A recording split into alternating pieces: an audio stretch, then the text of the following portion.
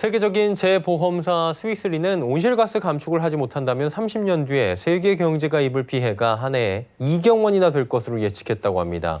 스위스리가 기후변화로 인한 경제 영향을 분석한 보고서를 보면 기후변화 완화 실패 시 2050년도에는 세계 경제 생산이 한 해 18%나 줄어들게 되고 또 2경 원의 피해가 발생할 것이라고 하는데요.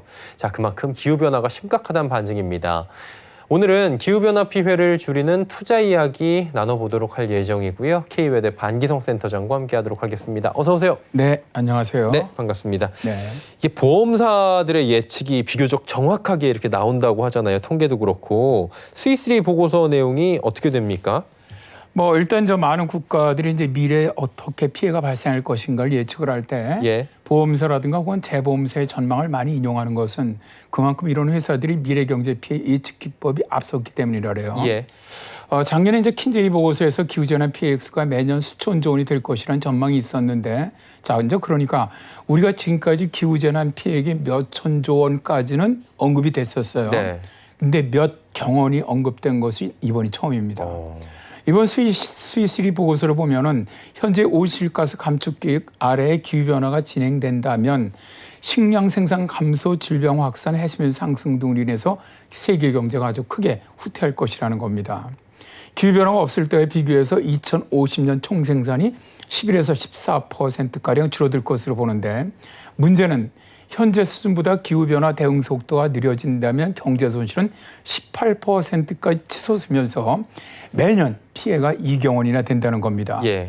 보고서는 현재 온실가스 배출 수준으로는 2도 상승 억제를 목표로 세운 파리 기후변화 협정 목표를 달성하기 어렵다. 따라서 세계 평균 기온이 2050년까지는 2.6도 상승이 이를 것으로 전망하고 있는데요.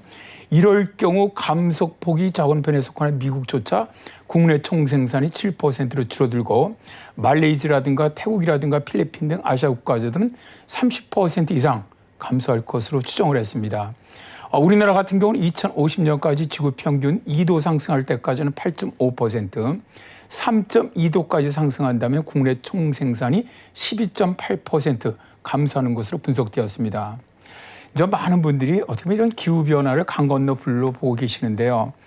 사실은 이런 피해가 우리에게 성큼성큼 다가오고 있다는 것이죠. 이제 느낄 정도까지, 피부로 느낄 정도까지 곧 온다는 얘기인데, 이 기후변화에 대응하는 게 국가 주도로 당연히 해야 되겠지만 이게 온실가스 배출하는 건 기업들이잖아요. 패러다임을 좀 바꿔야 되는 거 아니겠습니까?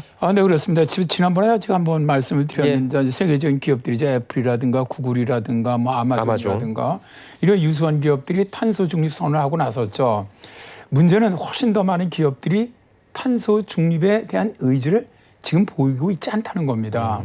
그래서 투자사들의 역할이 아주 중요하다는 이야기를 정말 이 자리에서 몇 차례 드렸는데, 오늘도 몇몇 투자사 이야기를 좀 해보도록 하겠습니다.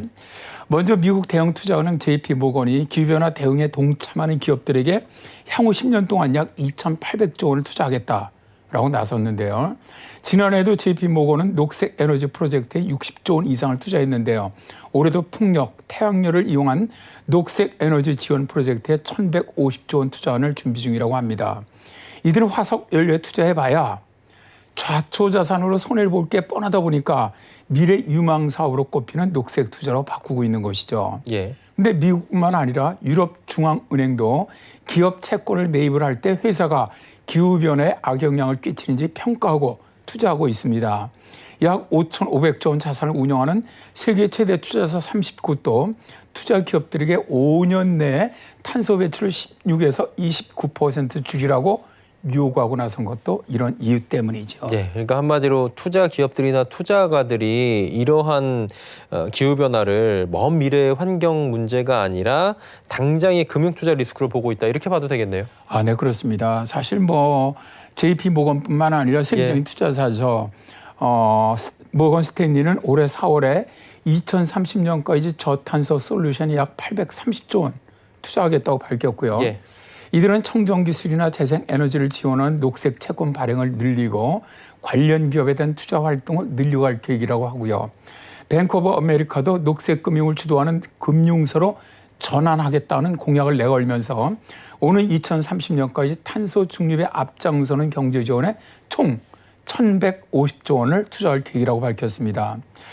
우리나라 같은 경우 수출입은행 또 산업은행 그리고 한전 등이 자금을 지원하면서 베트남 등 아시아 저개발 국가에 석탄 발전소를 짓고 있는 것으로 사실 이제 국제에서 많은 비난을 받고 있거든요. 또 석탄 발전은 시간이 갈수록 좌초자산이 될 가능성이 높아서 원금 회수도 어렵다는 전망도 있었고요.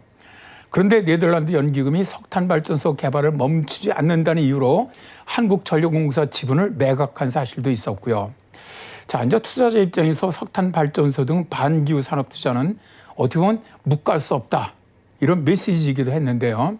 다행히 올해 4월 조 바이든 미국 대통령이 주관한 기후 정상회의에서 문재인 대통령이 석탄 발전소 해외 수출 때 수출입은행이라든가 산업은행에서 지원했지만 앞으로는 저리대출 지원을 중단하겠다라고 선언을 했습니다. 정말 우리나라 금융이라든가 투자 정책이 세계적인 흐름을 좀 역행해서는 안 되지 않느냐 그런 생각을 해봅니다. 예. 더 늦기 전에 빠르게 잡아가야 된다라는 이야기로 바꿔 들리기도 하고요. 기후 변화를 줄이는 녹색 투자에 대한 필요성에 대한 이야기 오늘 나눠봤습니다. K웨더의 반기성 센터장과 함께했습니다. 고맙습니다. 네, 감사합니다.